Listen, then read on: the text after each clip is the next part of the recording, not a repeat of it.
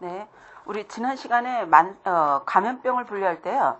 이완기간에 따라서 분류하자면 급성, 만성 분류할 수 있고요. 침입 경로에 따라서 분류하자면 호흡기계, 소화기계 감염병 이런 식으로 분류하고 또 매개체에 따라서 분류할 수도 있다 그랬죠. 물이 매개하면 수인성, 우유가 매개하면 우유계 감염병, 식품이 매개하면 식품계 감염병, 동물이나 위생해충이 매개하는 감염병도 있었죠. 그래서 감염병 분류하는 방법이 여러 가지가 있는데 이번 시간에 우리 만성 감염병부터 들어갑시다. 만성 감염병은 이완 기간으로 분류한 거죠. 이완 기간이 긴 감염병을 우리가 만성 감염병이라고 그러는데 감염병은 대부분이 급성이 많고 만성은 많지 않습니다. 그래서 만성 감염병의 대표적인 몇 가지를 소개하고 있죠. 우리 결핵이라던가 나병이라던가 그다음 B형 감염이라던가 A형 에이즈 감염증이라던가 이런 것들이 우리가 만성 감염병의 대표적인 예예요. 그래서 만성 감염병은 많지 않기 때문에 우리가 문제로 출제되는 것이 그 교재에 소개되고 있는 만성 감염병 대표적인 것을 크게 벗어나지 않습니다. 먼저 결핵 들어가더라죠. 여러분들 결핵은 OECD에 가입한 나라 중에서 우리나라가 최근에 통계낸 거로는 감염률 1위라고 보고되고 있거든요. 그래서 우리나라에서 특히 보건학적으로 의의가 큰 만성 감염병이다라고 볼 수 있습니다. 교재 보시면은 우리가 전파 경로는 결핵은 우리가 호흡기계 감염병으로 분류되는데요. 호흡기계 감염병이기 때문에 직접 비말을 통해서도 옮겨질 수 있고 객담을 통해서 간접적으로 옮겨질 수도 있고요. 그리고 우리 교재에 나오지 않았지만 그 전파 경로 빈 공간에다가 뭐라 쓰냐면 우리가 감염된 우유를 통해서도 우리가 감염된 소의 우유를 통해서도 감염됩니다. 그러니까 인체 감염의 결핵 형태는 인형이 있고 U형이 있는 거죠. 사람에서 감염될 수도 있고요. 감염된 소의 우유를 먹어서도 감염될 수 있다는 거예요. 사람에서 사람으로 갈 때는 우리가 비말로 직접 갈 수도 있고 객담을 통해서 간접 갈 수도 있는 거죠. 그래서 전파 경로 꼭 알아두시고요. 그다음에 진단 방법으로 넘어갑니다. 이 진단법은 좀 잘 정리가 되셔야 되거든요. 결핵 진단법은 여러 가지가 있는데 우리가 어린아이들 같은 경우에는 태어나서 4주 이내에 BC 접종을 그냥 하죠. 근데 만약에 예방접종을 하지 않았다. 초등학교 들어가게 되면 예방접종을 완료했는가 그렇지 않는가 검사하잖아요. 우리가 예방접종을 하지 않은 경우에는 우리가 초등학생 보건소로 보건소 협조해서 예방접종을 완료하도록 돼 있어요. 그러면은 우리가 BC 접종하지 않은 아이들은 우리가 보건소로 갔을 때 제일 먼저 하는 진단법이 우리가 PPD 테스트예요. PPD 테스트라고도 하고 투베클린 테스트라고도 그러죠. 결핵 반응 검사를 보는데요. 우리가 초등학교 들어오기 전까지 결핵균에 감염됐던 적이 있는가 없는가 이걸 알아보기 위해서 결핵 반응 검사 합니다. 이 PPD 테스트, 투베클린 테스트에서 우리가 10mm 이상 피부 반응 테스트가 나타나면은 양성으로 분류하는 거고요. 10mm 미만이면 우리가 음성으로 분류하죠. 여러분들 이 음성자라는 것은 예방접종은 하지 않았지만 그동안의 결핵균에 대해서도 감염됐던 적이 없다는 거예요. 그러면은 이 음성자에 대해서는 우리가 BCG 접종을 하면 되는 거고요. 이 양성자 같은 경우에는 예방접종을 하지 않으면서 우리가 PPT에서 양성으로 나왔다는 것은 그동안의 결핵균에 감염됐던 적이 있다는 것을 알려줍니다. 그래서 이 양성자는 우리가 뭐라고 얘기할 수 있냐면 결핵 의심자다 이렇게 얘기할 수 있어요. 그러면 지금 현재 결핵이 활동성 감염자인지 그렇지 않은지 이걸 알아보기 위해서 하는 것이 우리 엑스레이 검사죠. 엑스레이. 여러분 이 엑스레이로 확진을 내리는데요. 만약에 집단으로 검사한다 이럴 때는 간접으로 먼저 촬영하고요. 우리가 비용 면에서 경제성을 고려해서 조그마한 필름으로 찍는 거고요. 만약에 소수를 대상으로 한다 하거나 아니면 간접 촬영을 해서 우리 이상자를 색출을 하는 거예요. 색출을 했을 때 색출을 해서 확진을 내리기 위한 검사는 직접 우리 엑스레이 촬영을 하죠. 실물 사이즈만 이렇게 찍어서 우리가 정확하게 확진한다는 거예요. 여기서 양성으로 나왔다는 것은 우리가 이상이 있다는 거잖아요. 그래서 양성으로 나왔으면은 결핵 활동성 결핵 감염자라고 그러는 거고 우리가 환자라고도 그럽니다. 그래서 치료 대상자가 되는 거고요. 만약에 PPD에서 양성으로 나왔다고 할지라도 엑스레이를 찍었더니 우리가 이상이 없다. 이런 경우는 결핵균에 감염됐던 적은 있지만 면역이 형성됐다는 거예요. 그래서 이 음성자 같은 경우에는 우리가 면역 형성자다. 이렇게 볼 수 있습니다. 그러면은 요 엑스레이에서 우리가 결핵 활동성 결핵 감염자다. 즉 환자다. 이렇게 확진받은 사람은 치료 대상이 되는데 우리가 치료 대상 중에서도 격리 치료를 해야 될 거냐, 격리 치료를 하지 않을 것이냐. 이걸 결정하는 방법은 우리가 객담 검사를 합니다. 객담 검사를 실시하는 거죠. 우리가 객담을 받아서 결핵균 검사하는 거예요. 그랬을 때 이 객담 검사에서 양성으로 나왔다. 이런 경우에는 우리가 전염성을 갖고 있는 거기 때문에 격리 치료하는 거죠. 우리가 학생으로 따지자면 등교 중지 대상이 됩니다. 그 다음에 음성으로 나왔다. 이런 경우에는 우리가 객담 검사에서 음성이 나왔다고 그래서 환자가 아닌 건 아니죠. 우리가 전염성이 없는 환자인 거예요. 그래서 이 음성으로 나왔다면 우리가 학생으로 보자면 등교 조치를 하지 않으면서 우리 등교하면서 치료를 해야 되는 대상이다. 이렇게 우리가 판정할 수 있다는 거죠. 그래서 진단 방법에서는 여러분들 뭘 꼭 알아주셔야 되냐면 요 객단 검사는 전염성 여부, 즉 개방성 여부를 알아보기 위한 거다 하는 것. 그다음에 엑스레이 같은 경우는 우리가 결핵을 진단하기 위해서 하는 검사인데 만약에 집단이라면은 요 간접 촬영을 통해서 우리가 스크리닝 테스트를 통해서 걸러내서 직접 촬영을 하는 거고요. 우리 집단이 아닐 경우에는 바로 직접 촬영을 해서 확진 검사한다는 거예요. 그래서 확진 검사는 요 직접 촬영이라고 보시면 되고 집단으로 할 때만 간접으로 촬영합니다. 그 다음에 요 PPT 테스트는 어떤 의미가 있냐면 요 튜베클린 테스트라고도 한다 그랬잖아요. 요 PPT 테스트는 우리 결핵균에 감염됐던 적이 있는가 없는가, 즉 결핵균에 대한 감수성 테스트다. 이렇게 보시면 돼요. 그래서 요 진단검사에서는 PPD가 나올 수도 있고 엑스레이가 나올 수도 있고 객단 검사가 나올 수도 있고 엑스레이에서도 간접, 직접 다 어떤 의미를 갖고 있는가 이렇게 정리해 주셔야 됩니다. 그 다음에 교재로 가시면은 우리가 관리로 보도록 하죠. 결핵 같은 경우에는 발생되기 이전에는 가장 중요한 대책이 뭐냐면 예방접종입니다. 여러분들 호흡기계 질병 관리 방법으로 가장 효과적인 것이 우리 예방접종이거든요. 그래서 발병 전 대책으로는 우리 예방접종이 가장 중요하다는 거 알아보시고 우리가 이미 발병을 했다. 이런 경우에는 치료를 하게 되는데 우리 치료는 그 화학적 치료 방법밖에 없죠. 그런데 이게 만성이다 보니까 오랜 기간 우리 약을 투여해야 되는 문제점을 갖고 있습니다.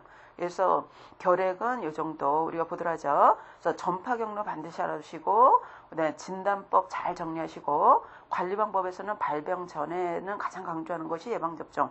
발병 후에는 우리가 그 장기간에 걸쳐서 약을 투약하는 걸 가장 중요하다고 볼 수 있죠. 그 다음에 우리가 두 번째로 소개하고 있는 한센병, 나병에 대해서 보도록 하죠.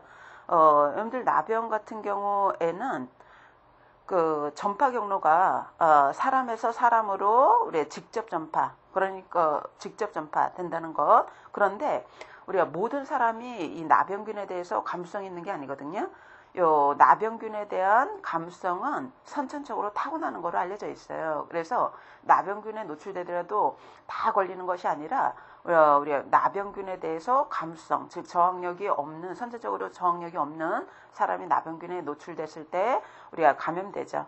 증상을 보자면 증상에서 특징적인 것이 잠복기가 긴 게 특징이에요. 그래서 우리가 뭐 수년에서 수십 년 이렇게 잠복기를 거친다는 것, 그리고 증상은 아주 다양하게 나타난다라고 볼 수 있습니다. 근데 이 한센병 같은 경우에는 일단 출제 빈도가 높다고 볼 수는 없거든요. 그래서 가뿐하게 우리가 넘어가셔도 될 것 같고요. 비형 간염으로 넘어가도록 합시다. 비형 간염은 좀 잘 기억을 해주셔야 돼요. 여러분들 최근에 문제로 많이 나오는 감염병 몇 가지가 있거든요. 그 중에 하나가 비형 간염입니다. 여러분들 감염병은 선진국으로 갈수록 줄어드는데 선진국으로 가더라도 많이 줄지 않는 감염병이 있거든요.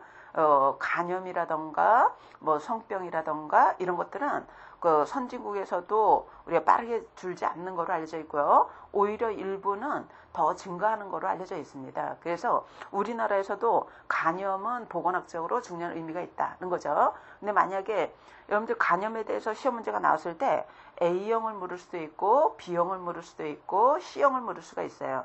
우리가 A, B, C형, A, B, C가 다 우리 법정 감염병에 들어가 있잖아요. A형 같은 경우에는 1군에 포함되어 있고 B형 같은 경우는 우리 예방접종을 관리하기 때문에 2군에 포함되어 있고요. C형 같은 경우는 지정감염병으로 포함되어 있죠. A, B, C. 그래서 시험 문제로는 A형, B형, C형 다 나올 수 있습니다. 여러분들 B형이 만약에 문제로 출제가 됐다. 이럴 때는 뭐하고 대체로 이렇게 비교한다고 보시면 되냐면 A형 간염하고 이렇게 비교하는 걸 볼 수 있어요.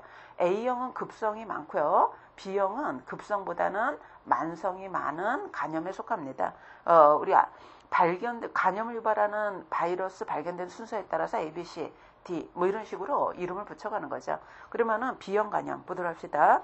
여러분들 B형 간염은 간염 B형 바이러스가 병원체고요. 전파 경로를 보자면 우리가 전파 경로는 A형하고 다르다는 거예요. A형 같은 경우는 주로 음식물이라던가 물이라던가 이런 입으로 주로 전파되는데 요 B형 간염은 입이 아닌 곳으로만 전파됩니다. 그러니까 성접촉이라던가 또는 뭐 주사 바늘이라던가 그리고 또는 모유 수유를 한다던가 수혈을 한다던가 이런 경로를 통해서 옮겨지거든요. 그래서 주로 A형이 경구적으로 옮겨진다면 B형 같은 경우는 경구 뺀 나머지 경로를 통해서 옮겨지는 게 특징이다. 이렇게 우리가 전파 경로는 정리할 수 있는 거죠. 전파 경로 반드시 알아주시고요. 우리가 증상을 보자면은 급성과 만성 있는데 우리가 이 B형 간염이 만약에 문제로 나왔을 때는 급성보다는 만성에 포커스를 두고 있어요. 그래서 만성이 많은 간염이기 때문에 그런 거죠. 그래서 요 만성 간염이 많기 때문에 잠복기는 뭐보다 기냐면 우리 A형보다 깁니다. A형 간염 같은 경우는 보통 잠복기가 30일 이내거든요. 근데 요 B형 같은 경우는 30일 이상이 되는 거죠. 우리 30일에서 한 120일 정도 요 사이로 알려져 있거든요. 그래서 A형보다 잠복기가 길다. 요거 알아주시고 그 밖에도 뭘 정리하셔야 되냐면 여러분들 A형이든 B형이든 간염이기 때문에 간과 관련된 증상, 식욕부진, 오심구토, 피로, 이런 것들은 황달, 이런 것들은 다 나타나는 거죠. 이런 것들은 중요하지 않죠. 왜냐하면 공통적으로 나타나니까. 근데 차이점은 뭐냐면, 이 B형 간염이 만성적으로 이어진다. 그러면은 간염에서 뭐로 발전될 수 있냐면, 우리가 간경변증이라던가, 우리 교재 나오지 않았지만, 간암으로 발전합니다. 그래서 간경변증이나 간암으로 우리가 발전할 수 있는 거는 만성 B형 간염이 우리 A형하고는 좀 다르게 우리가 간경변증이라던가 간암으로 발전할 가능성이 있기 때문에 보건학적으로 아주 중요한 의의가 있겠죠. 그래서 요 만성 B형 간염 위주로 정리해 주시기 바라고요. 그다음에 그 특징에서는 좀 전에 얘기했듯이 우리 혈액에 이 바이러스가 존재하기 때문에 주사 바늘이라던가 뭐 태반, 우리 태반을 통해서 우리 모성에서 아기로 직접 갈 수도 있고요. 그리고 교재 나오지 않았지만 모유 수유를 통해서도 전파되는 걸로 알려져 있기 때문에 모유 수유 금기증에도 해당됩니다. 우리가 활동성 B형 간염을 갖고 있다. 이런 경우에는 모유 수유 금기증에도 해당돼요. 여러분들 모유 수유를 통해서 옮겨질 수 있는 게 결핵도 옮겨질 수 있고 B형 간염도 옮겨질 수 있거든요. 그래서 모유 수유 금기증의 대표적인 사례에 들어간다는 것, 그 정도 정리하시고 관리는 참조해 주시기 바랍니다. 참조. 그래서 B형 간염도 문제로 나올 수 있다는 거 알아보시고요. 그다음에 후천성 면역결핍증 에이즈로 넘어가도록 하죠. 여러분들 우리가 전 세계적으로 증가 추세에 있는 감염병이 있다고 그랬잖아요. 그죠? 증가 추세에 있는 것이 그 성병이 대표적인 사례라고 보시면 돼요. 이거는 선진국, 후진국 할 것 없이 전 세계적으로 증가 추세에 있습니다. 그래서 그런 면에서 우리가 보건학적으로 이것도 중요한 의의가 있죠. 그리고 간호직에서 이미 출제가 됐었고요. 결핵, B형 간염, 에이즈 다 출제됐던 영역입니다. 우리가 병원체는 HIV가 우리가 원인 병원체죠. HIV가 인간 면역 결핍 바이러스의 약자고요. 인간 면역 체계를 파괴시키는 바이러스가 원인인 거죠. 전파 경로는 여러분들 요 에이즈의 전파 경로는 B형 간염이라던가 그다음에 매독이라던가 에이즈의 전파 경로가 거의 비슷하다고 보시면 돼요. 우리 혈액을 통해서도 옮겨질 수 있고 성접촉을 통해서 옮겨질 수도 있고 면역도 태반을 통해서 옮겨질 수도 있고 수혈을 통해서 옮겨질 수 있고 그래서 직접으로 우리가 전파된다는 것, 입이 아닌 곳을 통해서 우리가 주로 옮겨진다는 게 특징이죠. 그래서 이 전파 경로 반드시 알아주시고요. 증상을 보자면은 우리가 증상은 초기는 감기 뭐 이런 것들하고 비슷하죠. 근데 나중에는 면역 체계가 파괴되면서 카포시육증, 일종의 암 아니겠어요? 악성암이죠. 그래서 암으로 사망한다던가 또는 폐렴이라던가 뭐 그 폐결핵이라던가 이런 감염증으로 우리 면역 체계가 파괴되기 때문에 감염증으로 이제 사망을 하게 되는 거죠. 관리 방법에서 보시면은 우리 예방 방법이 최선이 될 수 있다는 거죠. 그래서 예방 방법을 쭉 제시했는데 이 예방 방법은 뭘 잘 알면은 당연히 할 수 있는 거냐면 우리가 전파 경로를 정리하시면은 예방법은 당연히 나오는 거죠. 관리 방법은. 그래서 연결해서 정리하시면 좋을 것 같고요. 그 다음에 어디로 이제 넘어가냐면, 그래서 우리가 지금까지 그 만성감염병을 본 거예요. 그리고 우리 교재에 나오지 않았지만, 만성감염병의 대표적인 것 중에 하나가 매독입니다. 우리가 매독, 성병 중에 매독도 우리가 만성감염병에 들어가는 거죠.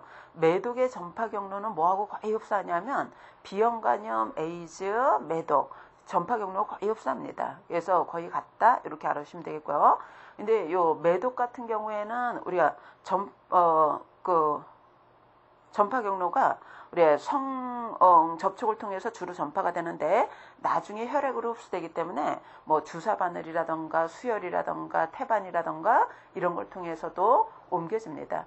그리고 매독군 같은 경우에는 만약에 임신부가 감염됐다 이런 경우에 태반이 완성되는 초기에 감염되기 때문에 태반 감염이 이루어지되 우리가 기형아하고도 관계 있어요. 그래서 유산사산의 원인이 되기도 하고 우리가 그 분만까지 가는 경우에 기형의 원인이 되기도 합니다. 그래서 요 매독은 교재에 소개되지 않았지만 전파 경로하고 그다음에 보건학적으로 특히 산정 관리할 때 매독 검사 왜 꼭 해야 되는가 하면은 태반 감염 기형을 유발할 수 있기 때문에 우리 산정 관리 항목에 필수적으로 들어갑니다. 그래서 교재엔 소개되지 않았지만 참조해 주시고요. 그 다음에 어디로 가냐면 감염성 질환 관리 부분으로 넘어가도록 하죠. 그러면은 우리가 감염병 관리 방법은 어떤 게 있는가 보도록 하죠. 여러분들 우리 지난 시간에 감염병 생성 요소 6가지 살펴봤잖아요. 기억나시죠? 우리가 감염병 생성 요소 6가지 중에 첫 번째 요소가 병원체가 있을 것. 그 다음에 두 번째 요소가 병원체가 사는 병원소가 있어야 될 거고, 첫 번째는 병원체가 있어야 될 거고요. 근데 두 번째 요소가 병원체가 사는 장소인 병원소가 있어야 될 거고, 세 번째 요소로는 병원소에서 탈출 있어야 되겠고요.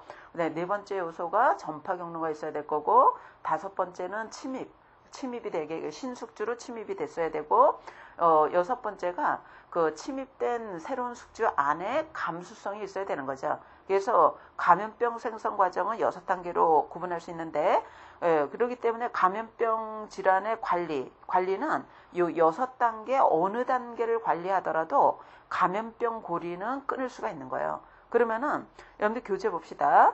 요 감염성 질환 관리 중에서 우리가 감염병 생성 요소 첫 번째인 병원체라던가 병원체가 사는 장소, 즉 병원수에 대한 관리 방법으로는 어떤 게 있는가 소개하고 있고요. 그다음에 크게 두 번째로 전파 관리 그랬는데 요거는 제목을 전파 경로 관리 이렇게 붙이셔도 돼요. 우리가 전파 경로를 관리할 수도 있고, 그다음에 우리가 크게 세 번째로 뭐가 소개되고 있냐면 우리가 새로운 숙주로 병원체가 침입했을 때 숙주의 감수성이 있어야 된다 그랬잖아요. 그래서 이 숙주의 감수성 관리, 즉 숙주 관리 이렇게 나눌 수 있습니다. 그래서 감염병 생성 과정 6단계 중에서 우리가 감염병을 관리하는 관리 방법, 우리가 대표적으로 이용되는 3대 관리법을 소개하고 있잖아요. 감염성 질환 관리 3대 관리법. 우리가 첫 번째로는 병원체나 병원소 관리, 두 번째가 전파 경로 관리, 세 번째가 숙주 관리 이렇게 소개하고 있는데요. 요 병원체나 병원소 관리 먼저 보도록 하죠. 우리가 감염성 질환 우리가 3대 관리법, 3대 관리법으로 이용되는 것이 감염병 생성 과정 중에 6단계 중에서 우리가 병원체나 우리가 병원소 중심으로 우리가 관리하는 방법이 있겠고요. 그 다음에 전파 경로를 관리하는 방법이 있겠고, 그 다음에 세 번째로는 새로운 숙주에 들어갔을 때 숙주의 감수성을 관리하는 방법이 있어요. 숙주 관리 그래도 되는 거고, 숙주의 감수성을 관리하는 거죠. 감수성 관리. 이렇게 크게 세 가지 방법, 이 밖에도 여러 가지 방법을 개발할 수 있는데 우리가 널리 활용하는 3대 관리법이라고 보시면 돼요. 그러면은 먼저 우리가 감염병을 유발하는 병원체나 병원체가 사는 장소를 관리하는 방법에는 어떤 게 들어가냐면, 여러분들 병원체를 갖고 있는 병원소를 제거할 수 있다는 거죠. 병원소는 인간병원소가 있고 동물병원소가 있고 무생물병원소가 있는데요. 토양병원소가 있잖아요. 여러분들 이 병원소 제거 방법은 인간병원소일 때는 제거할 수 없죠. 동물병원소일 때 우리가 감염병의 전파를 차단하기 위해서 이용하는 방법입니다. 최근에 조류독감이 유행한다. 그러면은 조류독감에 감염된 조류를 다 살처분하는 거잖아요. 이런 것들이 병원소 제거 방법에 들어가는 거예요. 그래서 병원소 제거는 동물병원소일 때 한해서 적용하는 방법. 그 다음에 두 번째로 소개하는 것이, 여러분들 이 병원체를 갖고 있는 병원소에 대해서 우리가 균이 나오지 않도록 관리하는 방법이 있다는 거예요. 이걸 전염력 감소라고 합니다. 전염력 감소 방법은 어떨 때 주로 많이 활용되냐면 급성보다는 만성 감염병인 거예요. 결핵이라던가 매독이라던가 에이즈라던가 이런 경우에는 우리가 지속적으로 치료를 해야 되는데, 일단 우리가 우선 관리하는 것이 다른 사람에게 전파되지 않도록 감염력을 떨어뜨려주는 치료를 한다는 거죠. 요 감염력 감소, 즉 병원소로부터 병원체가 나오지 않도록 관리하는 방법도 있고요. 그 다음에 세 번째 소개하는 것이, 요 우리가 병원체를 갖고 있는 병원소를 건강한 사람으로부터 분리시킬 수 있다는 거죠. 이거를 격리라고 합니다. 격리에는 우리 교재 보시면은 건강격리라는 게 있고요. 그 다음에 환자격리라는 게 있고, 그 다음에 환자로부터 건강한 사람들을 분리하는 역격리, 이렇게 분리합니다. 여러분들 건강격리 같은 경우에는 대상이 누구냐면, 아직 감염병에 걸렸다 이렇게 확진받지는 않았지만 감염병에 의심되는 사람이에요. 우리가 검역이 대표적인 예거든요. 감염병이 유행하는 지역에 여행하고 돌아온다. 감염병이 의심되는 사람들이 있죠. 의심자를 격리하는데 우리가 감염병에 아직 감염됐다 이렇게 확진받지는 않았지만 감염됐다라고 의심되는 사람을 우리가 격리하는데, 여기서의 격리는 우리가 강제 격리가 아니고요, 감시 격리예요. 관할 보건소에서 감시 대상이 된다는 거죠. 요거를 건강 격리라고 합니다. 그러면은 건강 격리는 어느 기간 동안에 감시하냐? 우리가 그 감시하는 질병의 최장 잠복 기간 동안에만 우리가 감시를 하는 거예요. 그래서 콜레라는 120, 패스트 확률은 144.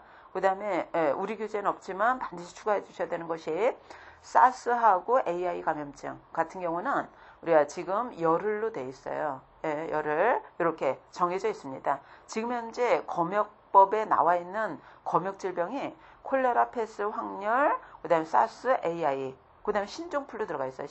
신종플루. 이렇게가 검역 질병으로 들어가 있는데, 우리가 콜레라는 120, 패스트 확률이 144, 에이즈하고 사스는 열흘이라고 그랬으니까 240시간인 거죠. 그 다음에 신종플루도 검역감염병은 검역감염병인데, 그 유행할 때마다 유행하는 신종플루 형태가 다르기 때문에 요거는 감시 기간이 정해져 있지 않아요. 그때그때 보건복지부 장관이 고시하도록 되어 있습니다.